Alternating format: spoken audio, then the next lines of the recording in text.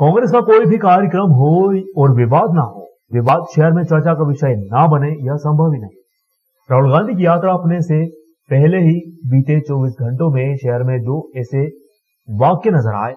बुधवार दोपहर में जब मनोरमा गार्डन में यात्रा को लेकर कार्यकर्ता सम्मेलन का कार्यक्रम आयोजित किया जा रहा था, इस कार्यक्रम में मंच पर बैठने की बात को लेकर कुछ कांग्रेसियों के बीच विवाद हो गया। वहीं दूसरी ओर देर रात ठाकुर शिव प्रताप सिंह ब्रिज पर यात्रा को लेकर एक फ्लेक्स लगाया गया। इसमें पूर्व जिला पंचायत उपाध्यक्ष खुद को वर्तमान में उपाध्यक्ष बता रहे हैं। हालांकि यह पद वर्तमान में भाजपा के कब्जे में है। यह दोनों घटना शहर में चर्चा का विषय बनी हुई है। उज्जैन के फ्रीगंज स्थित ठाकुर शिव प्रताप सिंह ब्रिज पर भारत जोड़ो यात्रा को लेकर शहर जिला कांग्रेस कमेटी ने एक बैनर लगाया है। इसमें कांग्रेस के तमाम नेताओं के फोटो लगे हुए हैं। इस बैनर का खर्च उठाने वाले पूर्व जिला पंचायत उपाध्यक्ष भरत पोरवाल का फोटो भी लगा हुआ है। इसमें उनका पद जिला पंचायत उपाध्यक्ष लिखा हुआ है, लेकिन अभी वर्तमान समय में भाजपा का बोर्ड बना हुआ है और यह पद भी भाजपा के कब्जे में है। गौरतलब है कि जिला पंचायत उपाध्यक्ष पद पर शिवानी कुंवर उमराव पूरा काबिज है। इसके बाद भी कांग्रेस के नेता भरत पोरवाल पद की लालसा रखते हुए बैनर में खुद को जिला पंचायत उपाध्यक्ष बता रहे हैं। यह फ्लेक्स बुधवार देर रात तक लगाया गया। गौरतलब है कि राहुल गांधी भारत जोड़ो यात्रा जल्द ही मध्य प्रदेश में प्रवेश करने वाली है। इसको लेकर कांग्रेसियों द्वारा तैयारियां भी की जा रही है। इस दौरान कार्यकर्ताओं के बैनर पोस्टर शहर में लगना शुरू हो चुके हैं। इस दौरान फ्रीगंज स्थित ब्रिज पर यह बैनर लगाया गया है। गत दिवस शहर के निजी गार्डन में राहुल गांधी की भारत जोड़ो यात्रा को लेकर माया राजेश त्रिवेदी एवं शहर कांग्रेस कमेटी के अध्यक्ष द्वारा एक कार्यक्रम आयोजित किया गया था। इस कार्यक्रम को कार्यकर्ता सम्मेलन का नाम दिया गया था। कार्यक्रम की समाप्ति होते होते कार्यकर्ताओं के बीच विवाद उत्पन्न हो गया। विवाद इतना बढ़ गया कि वहां मौजूद पार्टी हाईकमान को शर्मसा महसूस होना पड़ा। पता चला कि कांग्रेस के कुछ नेताओं को कार्यक्रम के मंच पर जगह नहीं दी गई, तो उन्होंने कार्यक्रम का विरोध किया। प्रभारी शोभा ओझा एवं पूर्व मंत्री सज्जन सिंह वर्मा से इसकी शिकायत की गई। यह मामला भी लगातार शहर में चर्चाओं का विषय बना हुआ है। आज यहाँ पर हमारी शिकायत की समाधान के हम राहुल गांधी हमारे राष्ट्रीय नेता, अरे नीचे तो करो ना, मुंह दिखने दो यार, भाग लेना चाहते हैं और उनका इस्तीफा मालिक ने राहुल गांधी जिंदाबाद, राहुल गांधी जिंदाबाद। जिम्मेदारी थी उनको, जो वरिष्ठ हमारे शहर में जो मुस्लिम है उनको मान सम्मान से लाना चाहिए, इसलिए हम सब लोग नाना चल रहे हैं।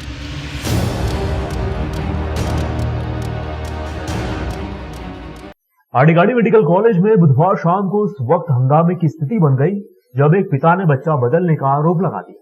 मामला चिमनगंज थाना पहुंचा। पुलिस ने जांच शुरू की। 2 घंटे बाद सामने आया कि लड़की हुई थी।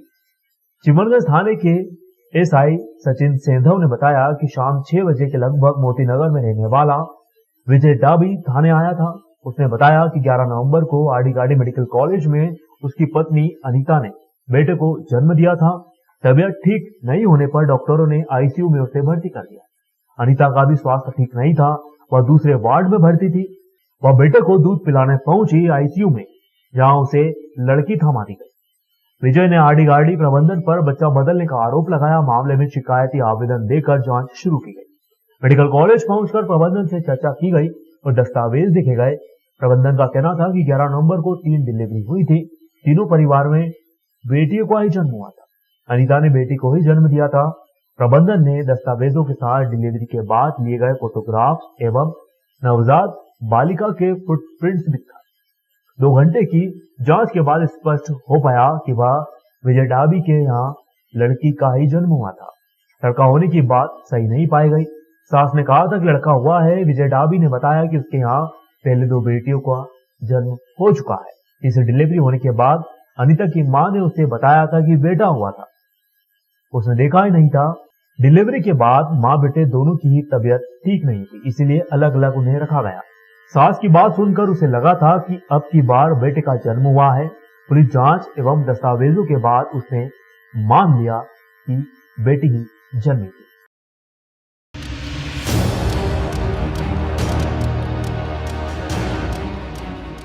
संभाग की सबसे बड़ी चिमनगंज मंडी में ट्रांसपोर्ट एवं गैरेज सहित नियम विरुद्ध कई गैर कृषि दुकानें संचालित होने का निरीक्षण करने मध्य प्रदेश मंडी बोर्ड के उपाध्यक्ष मंजू राजन दादू गुरुवार को जेल पहुंचे।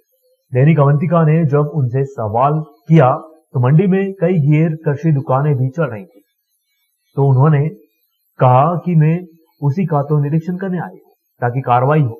अब देखना यह है कि वर्षों से संचालित करीबन 100 से अधिक नियम विरुद्ध गैर कृषि उपयोगी दुकानों पर क्या कार्रवाई होती है।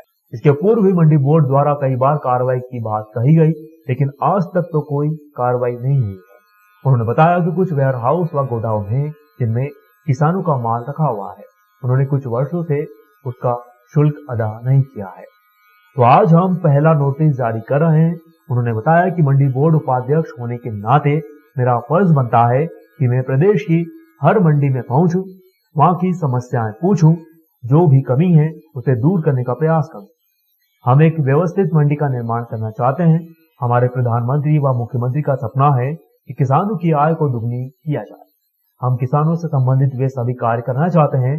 मंडी किसानों व मुख्यमंत्री के बीच सेतु का काम करती है, तो उसे व्यवस्थित करने के लिए हम हर समस्या का समाधान करना चाहते हैं। इस दिशा में कार्य कर रहे हैं। उज्जैन की मंडी फायदे में है, इसके लिए मैं उसके सचिव तथा समस्त स्टाफ को भी धन्यवाद देना चाहूंगी। इसके अलावा जो दूसरी अन्य मंडियां हैं, इनमें कोई कमी नहीं है। वह भले ही किसानों की तरफ से हो, व्यापारियों या मंडी स्टाफ की तरफ से हो, हम उसे दूर कर रहे हैं। हम चाहते हैं कि यह मंडियां भी उन कमियों को दूर करें तथा लाभ कमा सके।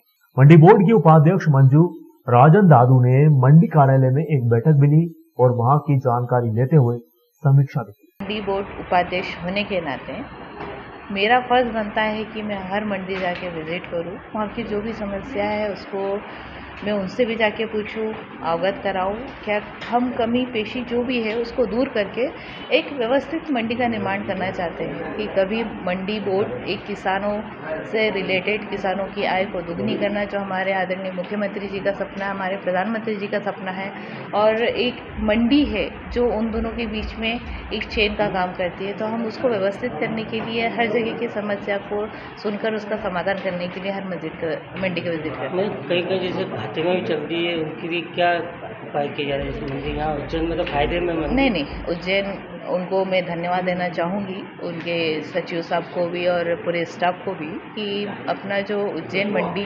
संभागीय बोलो सब प्लस में है। बाकी जो दूसरी मंडियाँ हैं, कहीं ना कहीं कोई कमी पेशी है, कुछ किसानों की तरफ से, कुछ व्यापारी की तरफ से, कुछ इस मंडी स्टाफ की तरफ से, तो हम पूरी कोशिश कर रहे हैं कि कहीं ना कहीं जो कमियां हैं हम उसको कमियों को निकाल के बाहर फेंके और मंडी को एक व्यवस्थित तरीके से चलाएं और उसको प्रॉफिट कमा के दिखाएं। आज चलते कोई नोटिस जारी किया? कुछ वेयर हाउस हमारे यहाँ के है, जो गोडाउन है जिसमें माल लोगों का रखा हुआ है, उन्होंने कुछ वर्षों से उसका शुल्क अदा नहीं किया है, तो उनको पहला नोटिस आज हम जारी करने वाले हैं। मंडी में सिर्फ किसानों का वो रहना चाहिए, लेकिन यहाँ पे ट्रांसपोर्ट वगैरह सब खुले हुए हैं, उसके खिलाफ क्या कार्रवाई? यही निरीक्षण करने में आई हूँ, बिल्कुल कार्रवाई हो।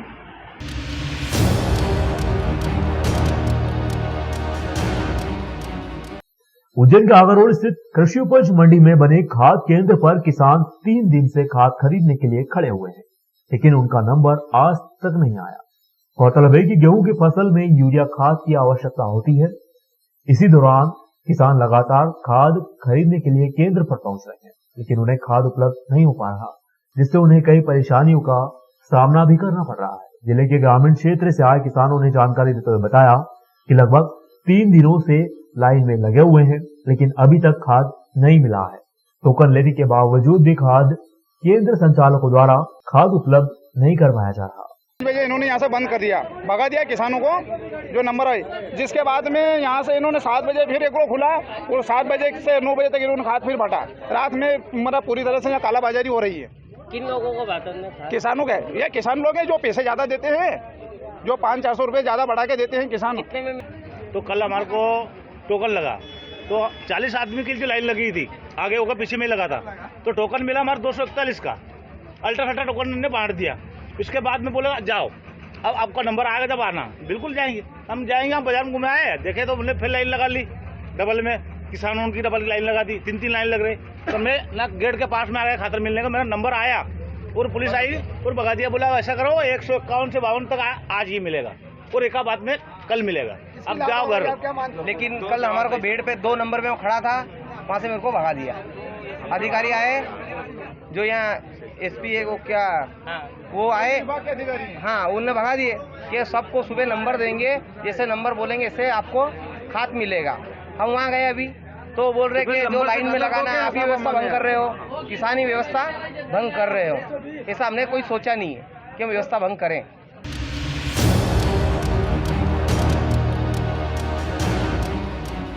इंदौर में प्रवासी भारतीय सम्मेलन को लेकर तैयारियां युद्ध स्तर पर चल रही हैं।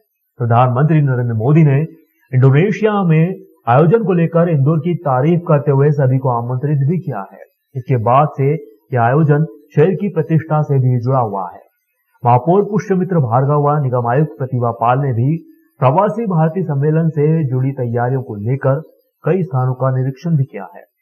इंदौर में प्रवासी भारतीय सम्मेलन को लेकर अधिकारियों व जनप्रतिनिधियों ने सक्रियता बढ़ा दी है। प्रधानमंत्री नरेंद्र मोदी ने भी इंडोनेशिया में प्रवासी भारतीय सम्मेलन में सभी को आमंत्रित करते हुए इंदौर की तारीफ भी की। इसके बाद से यह आयोजन शहर की प्रतिष्ठा से जुड़ गया है। गुरुवार को महापौर पुष्यमित्र भार्गव व निगम आयुक्त प्रतिभा पाल ने भी प्रवासी भारतीय सम्मेलन से जुड़ी हुई तैयारियों का जायजा लिया। दौरे के साथ ही सम्मेलन को लेकर शहर के सौंदर्यीकरण व नालों पर से अतिक्रमण हटाने जैसे कई मसलों पर निर्णय भी लिए गए। भारतीय दिवस को लेकर के जो नगर निगम की तैयारियां चल रही हैं वो तैयारियां तय समय सीमा में निपट जाएं, ये हम लोगों की तैयारी है। आज सुबह इसी को लेकर मेयर साहब और हम लोगों ने एक बैठक भी की है। बैठक में ये दो चीज़ों पे सहमति बनी है। पहला ये कि जो सफाई की टीम है वो अब पूरी ताकत से फील्ड में जुटे, और चूँकि सफाई इंदौर की यूएसपी और यही कारण है कि हम इंदौर में प्रवासी भारतीय दिवस होस्ट कर रहे हैं, तो जो भी मेहमान आए उनको सफाई इंदौर की अप टू द मार्क मिलनी चाहिए। दूसरा, जो भी प्रवासी भारतीय दिवस को लेकर के मेंटेनेंस के काम चल रहे हैं, क्योंकि माननीय सीएम साहब लगातार इसको रिव्यू कर रहे हैं, दिशा निर्देश दे रहे हैं, तो ये सभी काम तय समय सीमा में निपटे।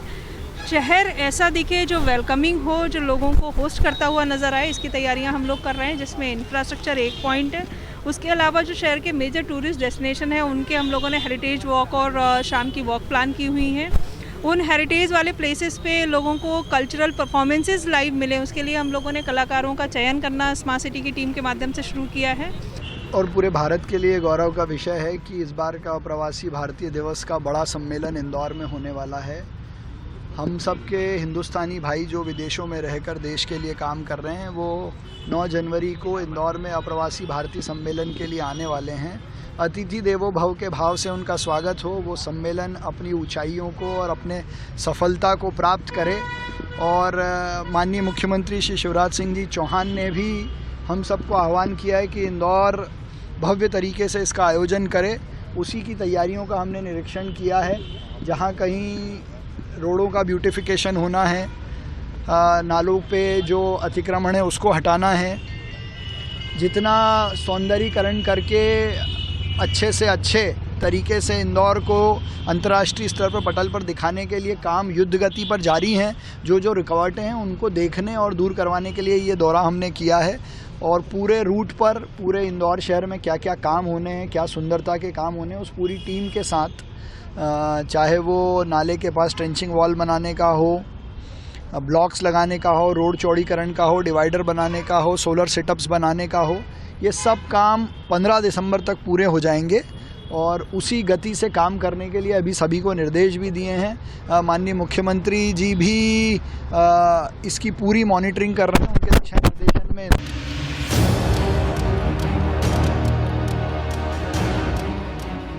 कांग्रेस की भारत जोड़ो यात्रा 20 नवंबर को मध्य प्रदेश में प्रवेश करने जा रही है। कन्याकुमारी से शुरू हुई यह यात्रा कर्नाटक, तेलंगाना, महाराष्ट्र होते हुए मध्य प्रदेश की सीमा में दाखिल होगी। मध्य प्रदेश कांग्रेस के सूत्र के मुताबिक इस यात्रा के तहत राहुल गांधी मध्य प्रदेश में 2 ज्योतिर्लिंग महादेव मंदिरों के दर्शन करेंगे। इनमें से एक खंडवा का ओंकारेश्वर एवं दूसरा उज्जैन के महाकालेश्वर मंदिर है। यात्रा को लेकर जहां कांग्रेस खेमा उत्साहित है, तो वहीं भारत जोड़ो यात्रा पर सियासत भी जारी है। राहुल गांधी की भारत जोड़ो यात्रा से पहले मध्य प्रदेश की सियासत गर्म है। इसी बीच यात्रा की शुरुआती रुझान से उत्साहित कांग्रेस खेमा इसे यादगार बनाने में जुटा हुआ है। दूसरी तरफ प्रयास किए जा रहे हैं कि राहुल गांधी यात्रा के रूट से जुड़े हर उस स्थल को कवर करें जहां से पार्टी को मजबूती मिल सकती है। राहुल गांधी यात्रा के बीच 25 नवंबर को ओंकारेश्वर महादेव मंदिर के भी दर्शन करेंगे, जबकि राहुल गांधी भारत के रॉबिनहुड कहे जाने वाले टंटैया मामा के जन्म स्थान का भी दौरा करेंगे। राहुल गांधी इंदौर में भी अहिल्या प्रतिमा सहित कई स्थानों पर जाएंगे, जबकि उज्जैन में भी वह महाकालेश्वर के दर्शन के साथ ही एक सभा को भी संबोधित करेंगे। कांग्रेस 30 नवंबर से 1 दिसंबर तक उज्जैन में शक्ति प्रदर्शन करने की योजना बना रही है। पार्टी बड़े पैमाने पर जनसंवाद की भी तैयारी कर रही है। राहुल गांधी 28 से 29 नवंबर को इंदौर में प्रेस कॉन्फ्रेंस को भी संबोधित कर सकते हैं। ये यात्रा 5 दिसंबर को राजस्थान में प्रवेश करेगी। भारत जोड़ो यात्रा से पहले प्रदेश की सियासत भी तेज हो चुकी है। बीजेपी जहां कांग्रेस पर हमलावर है, तो वहीं कांग्रेस भी जवाबी हमले के लिए तैयार बैठी। भारत जोड़ो यात्रा के सकारात्मक रुझान से उत्साहित कांग्रेस नेताओं का कहना है कि बीजेपी इससे घबराई हुई है, जबकि कांग्रेस एकजुट होकर यात्रा की तैयारियों में जुटी हुई है। निष्पक्ष भाव से भारतीय जनता पार्टी का कार्यक्रम हो या कोई ऐसा कार्यक्रम हो जो शहर की सुंदरता के खिलाफ है, ट्रैफिक और होर्डिंग पॉलिसी के खिलाफ है, उन सब पे जैसी सामान्य कार्रवाई होती है सब पर उसी प्रकार से होगी। भारत जोड़ो यात्रा राहुल जी की यात्रा की आमद हो रही, दस्तक हो रही। भारतीय जनता पार्टी के नेताओं के सिरों पर हवाइयां उड़ रही, भय का माहौल दिख रहा है, क्योंकि इनका एक ही एजेंडा है, भारत तोड़ो राज करो। भारतीय जनता पार्टी के इस एजेंडे के खिलाफ राहुल जी ने एक यात्रा निकाली, जिसका प्रदेश में ऐतिहासिक स्वागत होने वाला है, ऐतिहासिक माहौल बन रहा है। हजारों की तादाद में यात्रा है, जिसमें लाखों की तादाद भीड़ इस यात्रा से जुड़ने के लिए तैयार बैठी है। राहुल जी प्रदेश के ज्योतिर्लिंगों का दर्शन करते हुए, धार्मिक स्थलों का दर्शन करते हुए उनका आशीर्वाद लेते हुए प्रदेश में ऐतिहासिक यात्रा में लाखों की तादाद में भिड़ रही, उसको लेकर कांग्रेस जनों में उत्साह है। बड़े से बड़े नेता, छोटे से छोटा नेता इस यात्रा की बेताबी से प्रतीक्षा कर रहा है, वह अति उत्साह है सब में। साथ ही साथ सबसे बड़ी प्रसन्नता की बात है कि प्रदेश की जनता भी इस यात्रा को लेकर उत्साहित है। इसको देखकर भारतीय जनता पार्टी के खेमे में घबराहट का माहौल है, क्योंकि पहले गांधी निकले थे, दांडी यात्रा की शुरुआत की थी, अभी दूसरे गांधी निकले भारतीय जनता पार्टी के खिलाफ भारत जोड़ो की शुरुआत कर रहा है।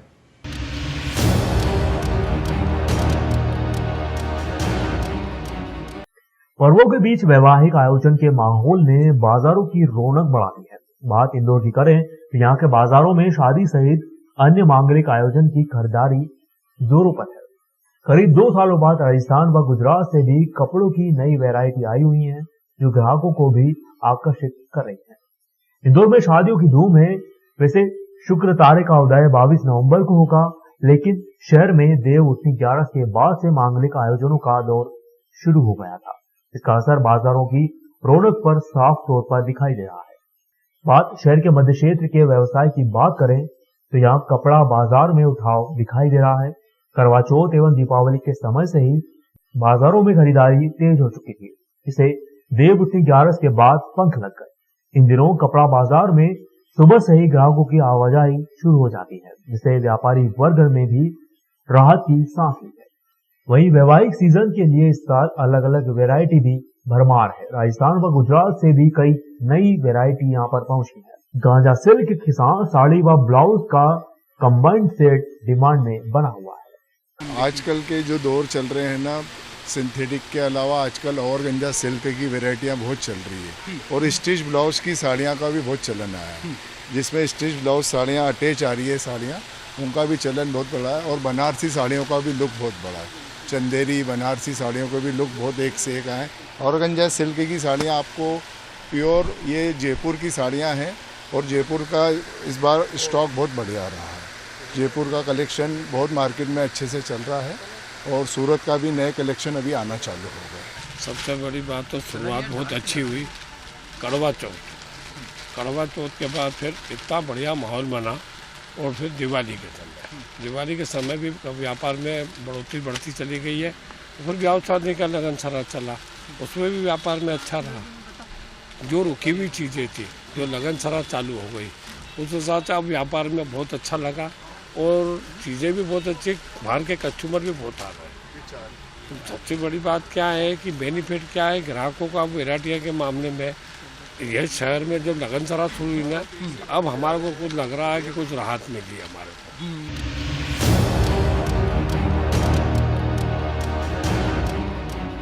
केरला टूरिस्ट ने सर्दियों के मौसम में पर्यटकों को आकर्षित करने के लिए बड़ी योजना बनाई है, जिन्होंने घरेलू पर्यटकों की संख्या को काफी बढ़ाया है। इस सफलता से उत्साहित होकर केरला टूरिज्म सर्दियों के लिए कई कार्यक्रम तैयार किए गए हैं, ताकि देश के भीतर एवं बाहर आपको ज्यादा बड़ी संख्या को आकर्षित किया जा सके। Even though it is not just nature, but still there are so many other man-made constructions and activities are there. So usually people visit Kerala for its natural beauty, mainly its hill stations and beaches.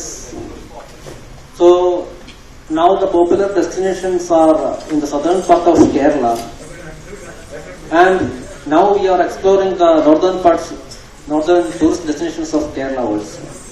So in the southern part, actually usually, as you know, there are 4 airports in Kerala.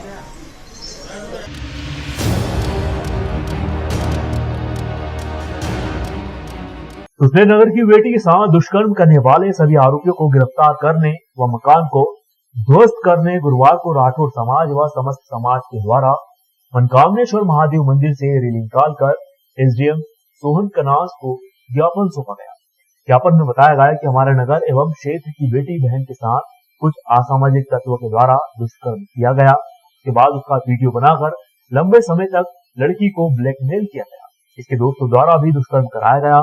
बाद में video को social media पर viral कर दिया, जिससे पीड़ित बहन व उसके परिवार, समाज एवं नगर की महिला शक्ति को काफी यातनाएं झेली एवं उनकी अंतरात्मा को ठेस भी पहुंची। इस अवसर पर राठौर समाज के अध्यक्ष दीपक राठौर, पटेल बंसीलाल राठौर, युवा प्रकोष्ठ जिला अध्यक्ष गिरजा शंकर राठौर, समाज के वरिष्ठ मोहन राठौर, अशोक राठौर, जगदीश राठौर, प्रेम राठौर, मनोज राठौर, मनीष राठौर, अक्षय राठौर, पवन राठौर, सोनू राठौर, ललित राठौर, अजय राठौर, पुष्पत समाज, गोवर्धन पुष्पत, पार्षद प्रदीप सोनी, बहन अर्चना जोशी, सामाजिक कार्यकर्ता भरत भावसार, दीपक भावसार, मांगीलाल सोनी, अभिषेक जैन, संजू कुशवाहा, अशोक पुष्पत आदि मौजूद है।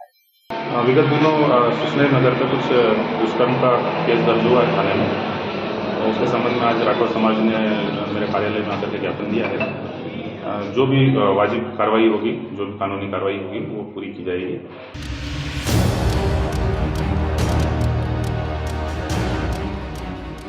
राजगढ़ जिले के ब्यावरा शहर में भंवरगंज स्थित रामलला मंदिर के करीब 65 वर्ष पुरानी भूमि संबंधित मामला आज सुठालिया रोड स्थित चूड़ी गली के पास एक बार फिर गहराने लगा।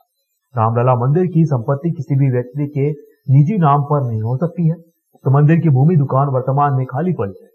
रामलला मंदिर का कोई पंजीकृत ट्रस्ट भी नहीं होने से पूर्व ट्रस्टियों के द्वारा मंदिर की बहुमूल्य संपत्ति पर अवैध रूप से कब्जा कर संपत्ति का उपयोग एवं उपभोग निजी संपत्ति बताकर किया जा रहा है। हुकुमचंद अग्रवाल ने बताया कि फर्जी ट्रस्टियों के द्वारा मंदिर की संपत्ति पर बिना अनुमति के अवैध रूप से कब्जा करके तोड़फोड़ करते हुए निर्माण कार्य किया जा रहा है। इसकी शिकायत सिटी पुलिस थाना, एसडीएम ब्यावरा एवं राजगढ़ कलेक्टर को भी की गई है। प्रशासनिक अधिकारियों से निष्पक्ष जांच की मांग करते हुए कहा गया कि अवैध कब्जाधारियों से अयोध्या की तरह ब्यावरा का रामलला मंदिर को भी आजाद करवाया जाए, ताकि शहर की धर्म प्रेमी जनता रामलला मंदिर पर धार्मिक कार्यक्रम आयोजित कर सके। और इन्होंने पूरी रामलला मंदिर की संपत्ति पर भी कब्जा किया हुआ है। बिना अनुमति के आनंद विद्या भारती भवन 5000 स्क्वायर फीट का, जिसमें कोई भी घटना हो जाए कोई पूछने वाला नहीं, बिना अनुमति, किसी प्रकार की अनुमति के बनाया है। आज इस दुकान का कुछ तोड़फोड़ भी करी है। इस दुकान में तोड़फोड़ करके ये कब्जा करना चाहते हैं। ये ना तो कोई ट्रस्ट है शासन की जानकारी के अनुसार, ना वर्तमान में कोई संचालित करता उसे। उसके संरक्षक स्वयं कलेक्टर महोदय हैं, राजगढ़ हैं। आपने शिकायत करी कलेक्टर साहब को? अपन ने साहब ये शिकायत ब्यावरा थाने में की है, तो इनका कहना है कि मैं जांच करवा रहा हूँ टीआई साहब का। ये एसडीएम साहब के शिकायत की है। एसडीएम साहब ने जांच गठित करके शीघ्र कार्रवाई करने का आश्वासन दिया है। कलेक्टर साहब ने भी हमको मिलने का समय दिया है। कलेक्टर साहब से भी हम जाके मिलेंगे। उसके बाद ये जानकारी एसडीएम महोदय, सूचना के अधिकार के तहत जानकारी एसडीएम महोदय ब्यावरा जो बताते हैं कि वर्तमान में कोई ट्रस्ट नहीं है। कलेक्टर महोदय राजगढ़ जो बताते हैं वर्तमान में कोई ट्रस्ट नहीं है। इस ट्रस्ट की भूमि पर, मंदिर की भूमि पर अवैध कब्जा किया जा रहा है।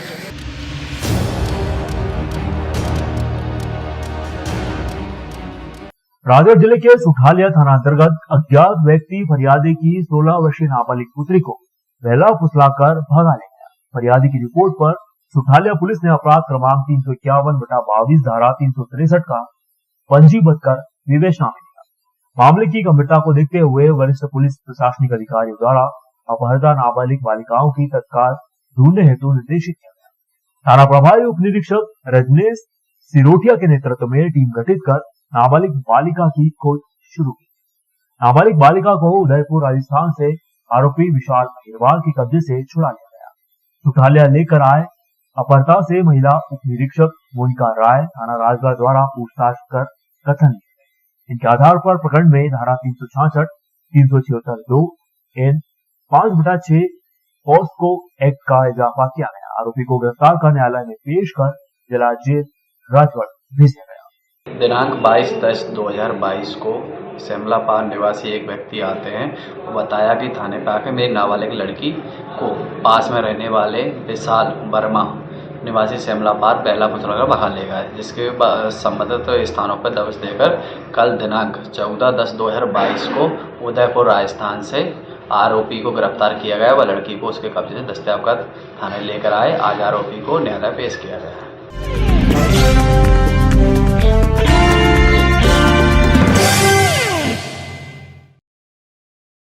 ही खराब हालत में मरणासन स्थिति में माँ पड़ी थी।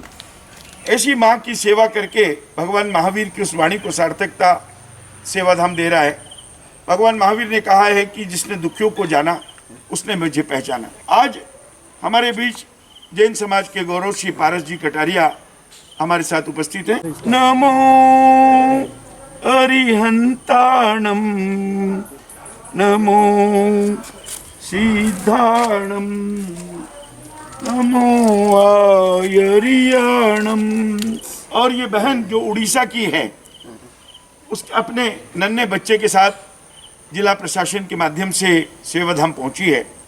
ये बाबा भी यहाँ आए हैं। आज हमने 4 लोगों को पर्युषण पर्व के चतुर्थ दिवस स्वीकार करके सेवा का एक छोटा सा कार्य परमात्मा के द्वारा जो दिया गया है उसे परिपूर्ण कर रहे हैं।